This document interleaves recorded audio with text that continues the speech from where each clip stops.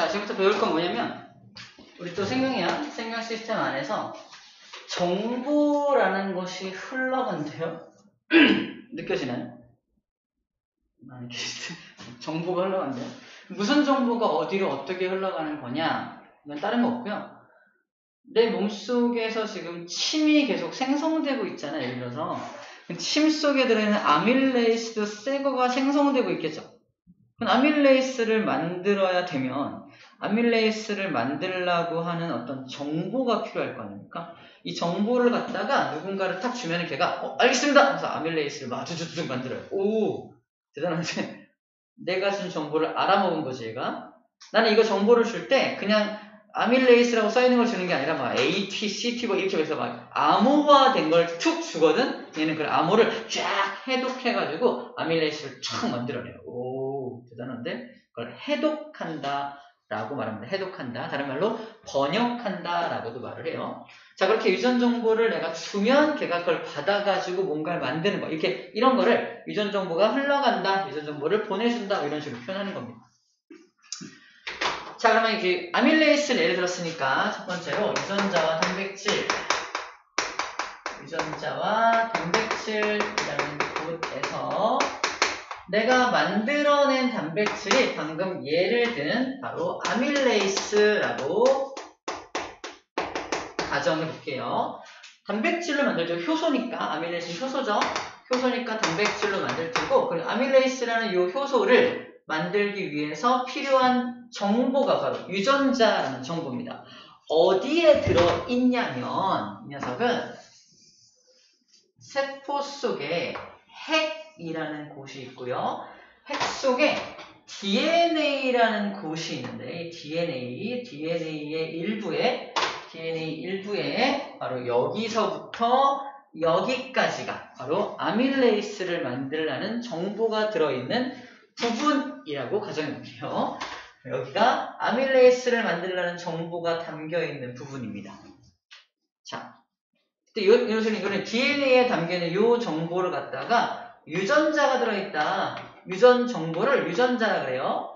유전자가 들어있다. 아밀레이스 유전자가 여기 있어. 아밀레이스 유전자가 이 안에 들어있어 라고 표현하는 거예요.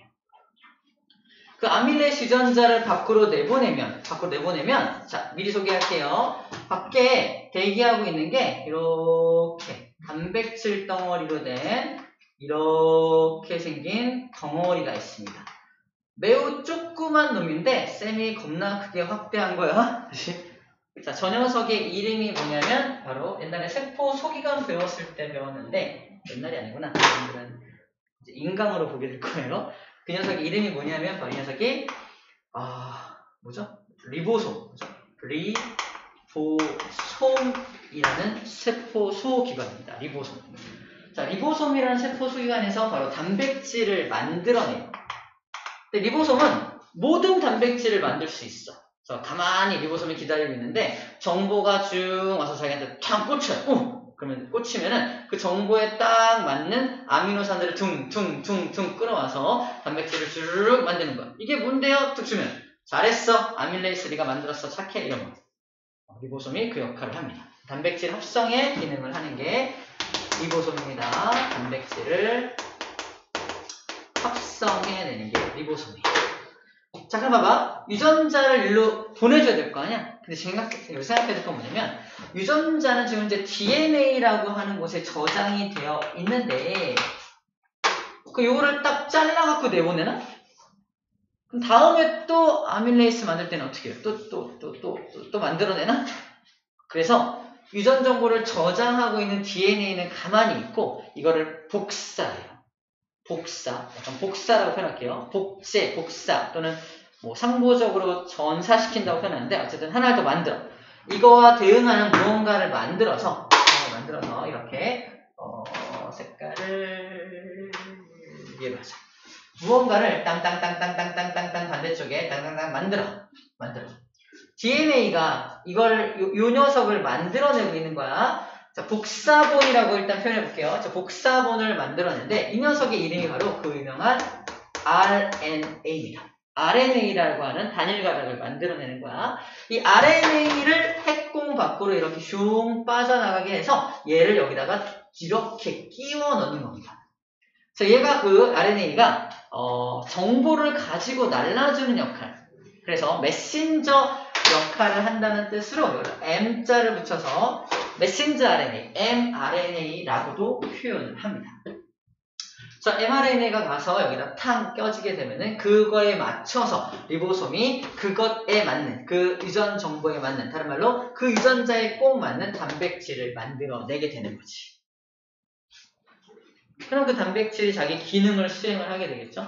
자기 기능을 수행을 하게 되는 겁니다. 자, 이렇게 DNA가 RNA를 만들어내고 그 RNA가 나가가지고 단백질을 만드는 거. 이게 전체적인 과정이고 그것을 생명 중심 원리라고 해요.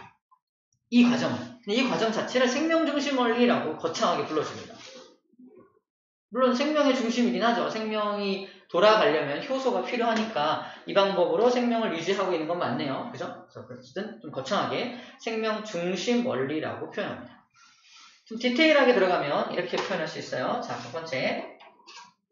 DNA가 RNA를 만들어내는 1번 과정을 뭐라고 하냐면 DNA가 RNA를 만들어내는 이 과정을 전사한다. 전사라고 표현해요. 전사라고 표현을 하고요. 전사되어서 만들어진 이 메신저 RNA가 핵공 밖을 빠져나가서 리보솜에 부착된 다음에 그 RNA의 정보에 맞춰서 단백질이라는 것이 만들어지는 것을 번역한다라고 표현합니다. 전사는 RNA를 만드는 거고요. 번역은 그 RNA를 가지고 이제 단백질을 만들어내는 것을 번역한다라고 불렀습니다. 왜 이름이 번역인지에 대해서는 이제 조금 있다가 등장을 하게 될 거예요. 자, 생명 중심 원리에 들어있는 것이죠. 2번 과정은 번역 과정이에요. 전사 번역이라고 표현을 하는 거야.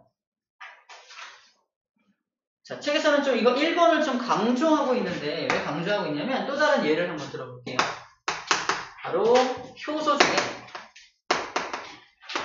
멜라닌 합성 효소를 한번 예를 들어볼게요.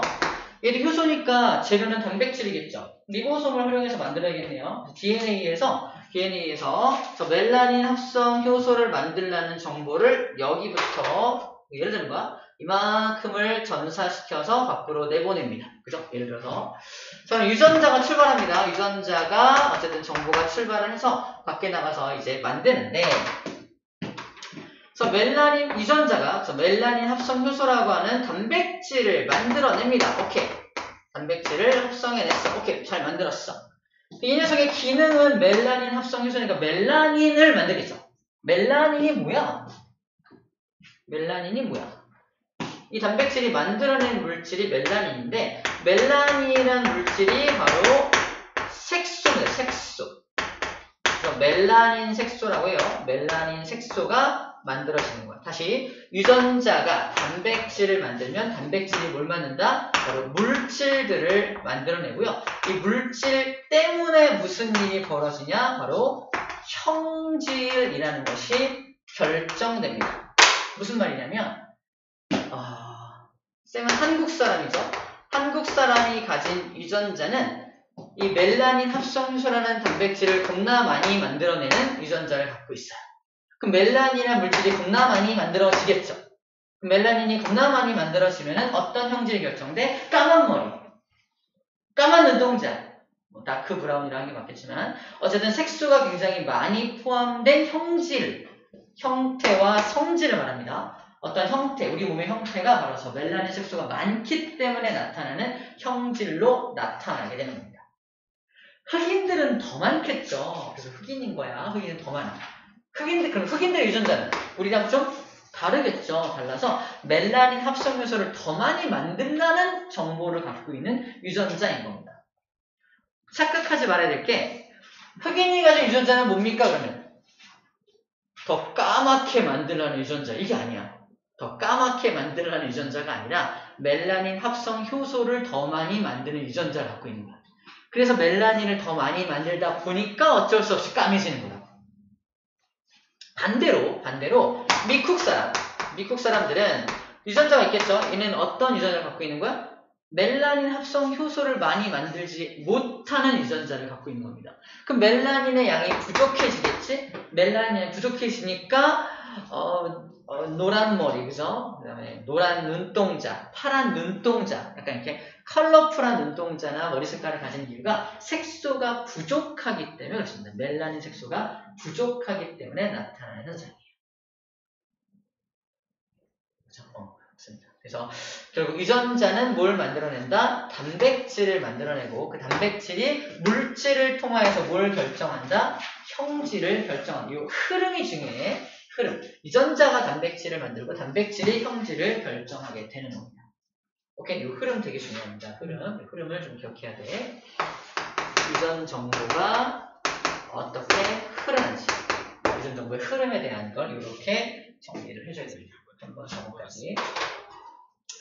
그걸 이제 1번에서 좀 강조하고 있는 게 그런 부분이었던 거예요. 책에서는 갈색 눈동자 유전자, 파란색 눈동자 유전자. 이게 결국 뭐다? 멜라닌 합성효소의 양을 결정한다. 이런 말을 하고 있는 겁니다. 자, 밑에 탐구조작상도 같은 내용이에요. 갈색 털을 가진 사슴과 흰색 털을 가진 사슴은 바로 그 유전자의 차이가 있었다. 뭐 그런 얘기입니다. 형질이 다른 이유는 유전자 때문이다. 이런 말을 계속 하고 있는 겁니다. 됐죠? 자, 유전 정보의 흐름, 생명 중심 원리는 미리 선생님이 다 설명을 했습니다. 이번 생명 중심 원리는 다 설명을 했던 부분입니다. 자, 그럼 유전 정보의 저장 부분.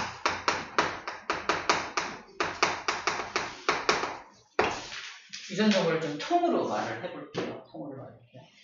자, 난 DNA입니다. DNA예요. 자, DNA인데 DNA가 이중가닥인 거 알죠? 이중가닥 갖고 있어요. 그래서 이중가닥 중에서 이렇게 골격을 가진 골격의 형태를 갖게 하는 부분이 있습니다. 자, 이렇게 골격이라고 표현하는 부분이 바로 앞에서 나오는데 인산 부위와 당 부위가 바로 골격 부위를 만들어냅니다. 인산과 당이 골격이라는 부분을 만들고 이 앞에 뭐가 붙어있냐면 이제 염기라는 게 붙어있는 거 혹시 알겠나요? 뉴클레오타이드 그래서 이 DNA를 구성하는 단위체입니다. DNA 단위체를 이제 표현할 때 염기라는 부분을 제외하고 나머지 인산과 당이라는 부분이 이렇게 하얀색으로 표현이 되어 있는 거예요.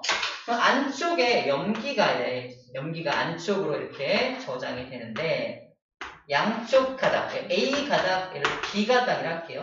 양가닥이 있는데 자, 왼쪽 가닥에 아데닌이란 염기가 있으면 반대쪽 가닥은 무조건 타이민 또는 티민이라는 염기가 존재하게 되고요. 구아닌이 있으면 사이토신이 있고요. 그 다음에 여기 티민이 있다면 반대쪽은 아데닌이 존재하겠죠. 이걸 상보적 결합이다. 상호 보완적이다. 상보적으로 연결이 되어 있습니다. 해볼게요. 밑에는 또 3개를 그려보자. 땅땅땅땅땅땅. 왜 3개씩 그리는지는 이제 알게 될 거예요. 마찬가지 여기는 뭐 구아닌이 있다. 여기는 타이민이 있다. 사이토신이 있다. 그럼 반대쪽은 구아닌의 짝 사이토신, 티민의 짝 아데닌, 구아닌 되겠죠. 자, 이제 이 DNA가 전사라는 걸 할 거야. 전사를 해서 RNA를 만들 건데 자, 가닥이 두 가닥, A 가닥과 B 가닥 두 개가 있잖아. 그럼 하나만 선택해야 돼. 하나를 선택해보자. 우리는 뭘 선택해볼까?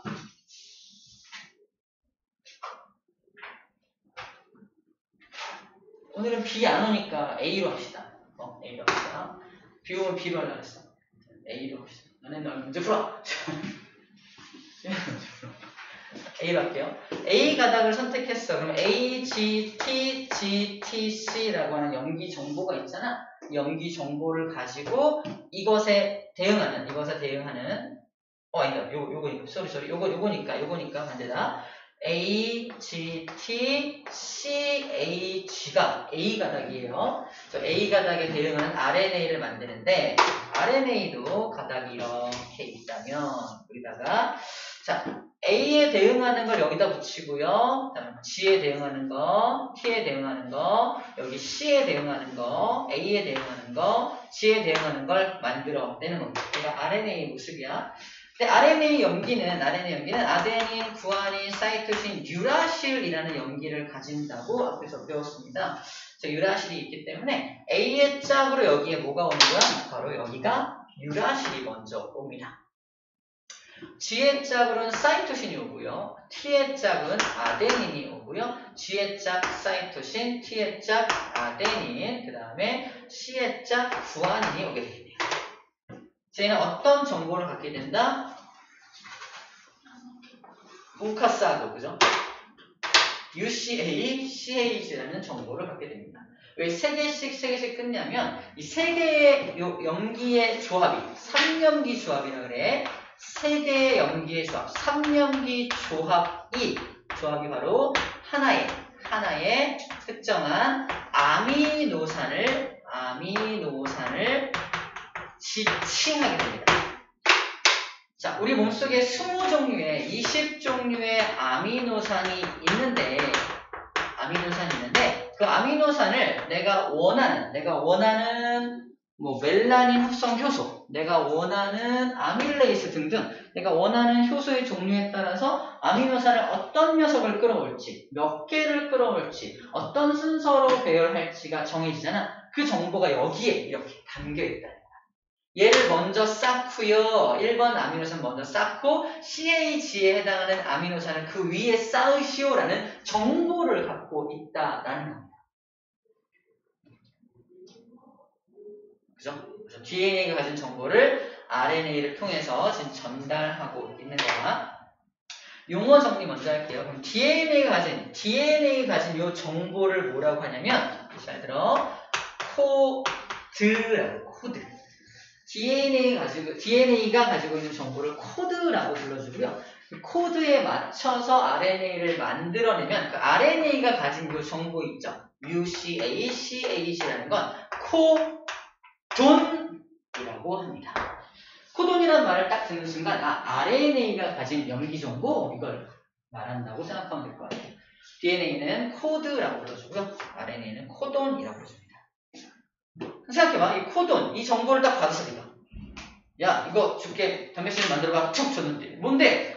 UCA, CH? 이게 뭐야? 해독이 안 될 거 아니야. 근데 리보솜은 그거를 뭐 한다? 해독해냅니다. 해독해내서, 이거 끌어오라는 거구나. 오케이. 뭐 하고 있는 거야? 번역하고 있는 겁니다. 암호화된 정보를 번역하고 있는 거야. 저 리보솜이 번역을 하고 있는 거예요. 그래서 이렇게 암호화되어 있는 정보를 번역하고 있다고 표현하는 겁니다. 3염기 조합을 통해서 정보를 전달하고 그 3염기 조합마다 아미노산 하나씩이 지칭되는 그림이 195쪽 가운데 그림으로 정리가 되어 있는 겁니다.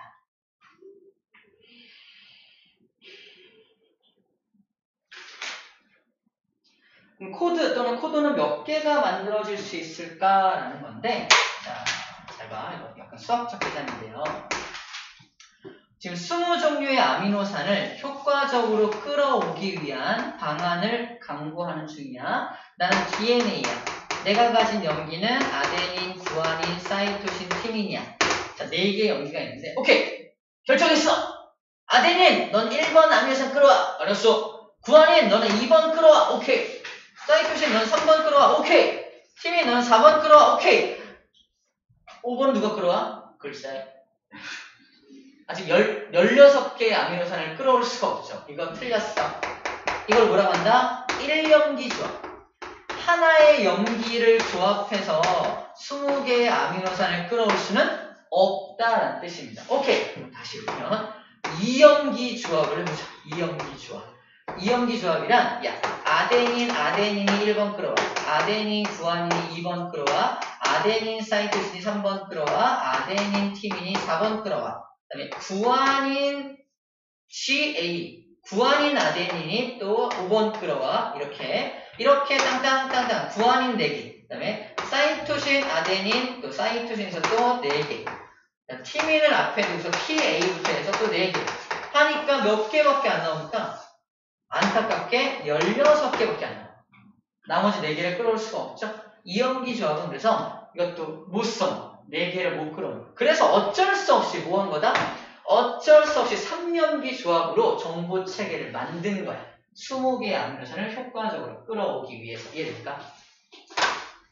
이렇게 표현해요. 1염기 조합은 야 4개의 염기가 하나씩 정보를 가지면 4개밖에 못 끌어오잖아 이렇게 말하는 거고요. 야 4개의 염기가 2개씩 정보를 가지면 16개의 정보를 만들 수 있어. 하지만 부족해 라고 말하는 거고 4개의 염기가 3개씩 조합을 하면 와우 16 곱하기 4니까 64가지, 64가지의 정보를 만들 수가 있습니다. 무려 64가지. 완전 남아돌죠. 완전 남아돌지만 부족하진 않으니까 이걸 사용하는 거예요. 그래서 남아돌기 때문에 어쩔 수 없이 넘겨봐요. 남아돌기 때문에 맨 밑에 코돈표 보이나요? 코돈표. 196쪽에 맨 밑에 코돈표가 있는데 저기 CUU, CUC, CUA, CUG 4개가 모두 하나의 아미노산인 류신을 지칭하는 거 보이나요? 중복되는 게 그래서 있다라는 겁니다. 중복되는 게 있다. 남아도니까 20개 이상의 어떤 염기 코드가 있으니까 코드와 코돈이 있으니까 중복되는 코돈들이 존재한다라는 게 바로 이런 의미입니다. 이 코돈표를 외우는 건 아니에요. 나중에 코돈표를 시험 문제에서 제시를 해주고 찾아라. 그래서 어떤 아미노산들이 조합이 되겠냐 이걸 찾는 문제가 제시가 됩니다. 와우, 잘했어. 그래서 3개씩 조합을 해서 이렇게 아미노산을 지칭하게 된다라는 거고요. 넘겨서 이제 그것을 리보솜이 받아가지고 그것에 맞는 코돈에 맞는 정보에 맞춰서 아미노산을 끌어오게 됩니다. 그래서 우리가 아미노산을 실제 끌어올 때는 코돈표를 보고서 리보솜은 코돈표를 보고서 아미노산을 끌어오게 됩니다. 그럼 번역이 끝나게 되는 거예요.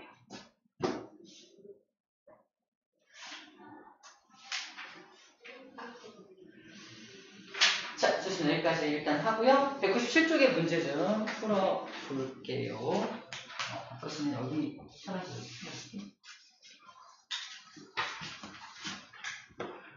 유전자 이상은 못하겠어요.